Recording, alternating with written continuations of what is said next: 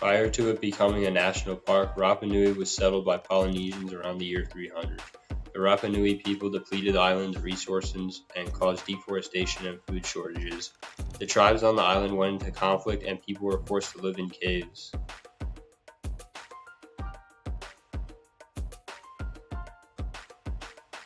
The tribes eventually stopped fighting years later, and in the 1700s, Europeans arrived and took Rapa Nui men as slaves to work in Peru mines. When they returned to the island, men came back with disease that killed off most of the population that was already down in numbers to about 110.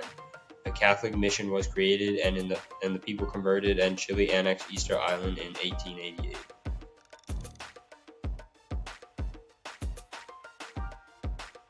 The national park was created in 1935 by the Ministry of Land and Colonization, and the same year became a National Historic Landmark to preserve the cultural significance. The Chilean government and CONAP were a major role in setting this up since 1973. Also, the islets next to the island were made a national sanctuary in 1976 by the Chilean Ministry of Public Education, and in 1995 was made a World Heritage Site by the UNESCO. There were no problems creating the park since it was to preserve the indigenous people's culture and archaeological findings. And not many people inhabit the island. The only problem has been recently the indigenous people wanting to become independent from Chile, and Chile forcing some tribes from their homes since they're inside the park.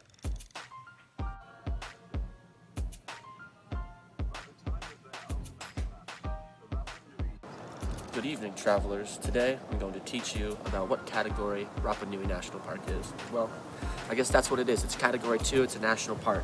It became a national park on January 16th, 1935 by the decree number 103 of the Ministry of Land and Colonization, and was declared a national historic landmark that very same year. So it was IUCN category 2.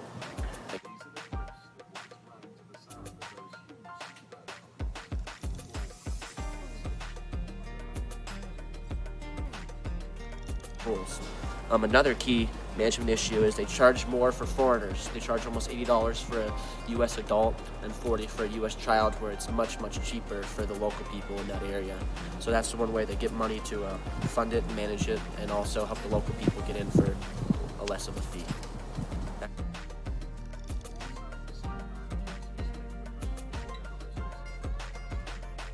Good evening, folks. I'm back to talk about management tools that Rapa Nui uses to help manage their park sustainably. One thing they do is they manage fishing. They don't allow industrial or extracting fishing anymore, and they only allow the Rapa Nui locals to fish with stuff like hand lines and their small fishing boats within 50 miles of the area. And anyone else cannot fish within 200 miles of the area, being that 77% of Pacific Ocean's fish abundance is in this.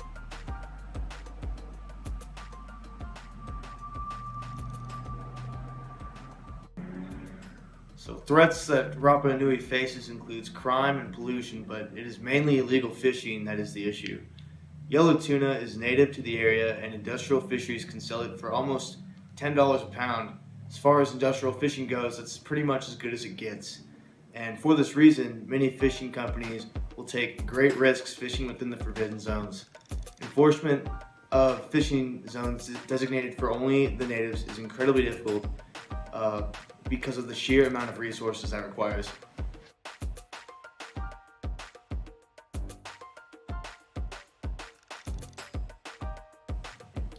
Rapa Nui has dealt with tragedy of the commons in the past, which has led to Easter Island becoming the remote, desolate place it is today.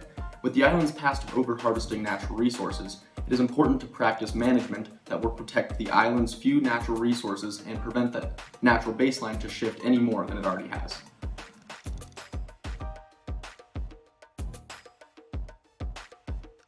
In order for Rapa Nui to return to the self-sufficient ways of the past, it is essential that the Chilean government, as well as the locals, maintain an active role in pushing sustainability and management on the protected natural wonder.